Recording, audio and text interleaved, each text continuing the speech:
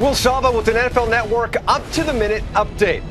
Cowboys rookie running back Ezekiel Elliott returning to the field for a walkthrough on Monday. A sore hamstring has sidelined Elliott, keeping him out of the team's preseason opener against the Rams. For more on Elliott and the Cowboys, let's head to Oxnard, California, and that's where we find our very own Jane Slater. And Jane, just how close is Ezekiel Elliott to actually practicing? Well, some good news. It looks like he's going to be returning to the practice field for some action this afternoon. You know, as you said, we haven't seen him in 2 weeks. Back on August 2nd, he suffered some hamstring tightness at the end of practice. And, you know, the Cowboys have dealt with soft tissue injuries in the past. It was a real issue for them. And as a result, they keep telling us they're being very deliberate in their approach to this. Ezekiel Elliott was not a participant in the Cowboys' first preseason game against the Rams. And because the Cowboys have got just 2 practices left before they head back to Dallas for their second preseason game against the Miami Dolphins, action in that game still unclear. But the good news is Ezekiel Elliott will be returning back to practice. You know, meanwhile, another Cowboy that's getting a lot of attention is also another rookie as well, Dak Prescott. And what are the chances that he's going to be the number 2 quarterback behind Tony Romo when it's all said and done? Well, I will tell you that his chances are getting better by the day. You know, it's a unique situation here in Dallas when you keep talking about the backup quarterback. But that's because you have to think about the situation they had last season. Without Tony Romo, the Cowboys went 1-11. And coming off of his preseason game where you saw Dak Prescott having a pretty impressive rookie debut, they can't help but sing his praises. And we've seen no veteran quarterback signings so far. In fact, look at this. Since 2006, the team has opted to put a veteran behind Romo. In fact, of the team's 5 different primary backups, the youngest was Kyle Orton at 29. Prescott just turned 23. You know, Prescott is the first QB drafted by the Cowboys since 2009 when they signed Texas A&M's Stephen McGee.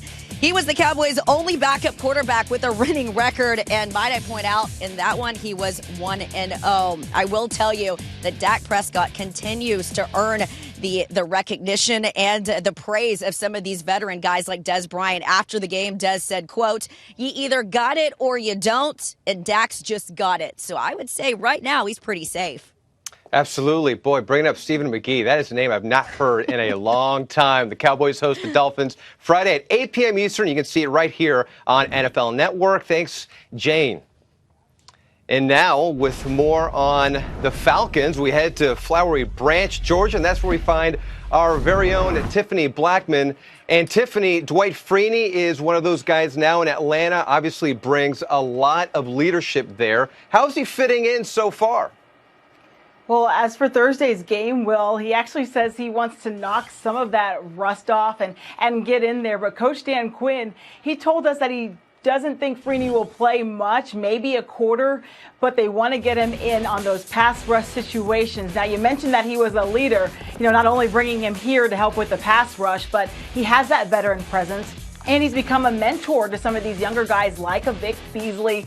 Freeney said that Beasley is a tremendous talent and that his upside is amazing. And he added, "I'm going to try to do as much as I can to help him." And I told Freeney today that Beasley had been watching a lot of video of him, a lot of film on how to do his spin move prior to when he got here. I asked Freeney how that made him feel. He said, "Old," with a laugh. But I did get to catch up with Vic, and he told me that Freeney has already given him some tips on how to do that spin move that he wants to do. Meanwhile, on the other side of the ball, they have Alex Mack now. They acquired him from the Browns. What kind of impact has he had on this team thus far? Today, Coach Dan Quinn called him a real addition, and he said that he has been a huge help at the line of scrimmage in terms of communication as well as in meetings, too. And I got a chance to speak with Mack, and being that he was in Kyle Shanahan's offense before, he told me that he's been able to pick up on some things rather quickly. And he pointed out that for the guys that have already been here, they're going into year 2 now, that now they can start to move on to some of that next level stuff. That second level stuff, because they're familiar with it. And, of course, Alex Mack will be visiting his old teammates here on Thursday. Tiffany Blackman live for us in Flowery Branch. Elsewhere, Chiefs running back Jamal Charles coming off the PUP list today will practice on a limited basis. Charles is recovering from a torn ACL that caused him to miss most of last season.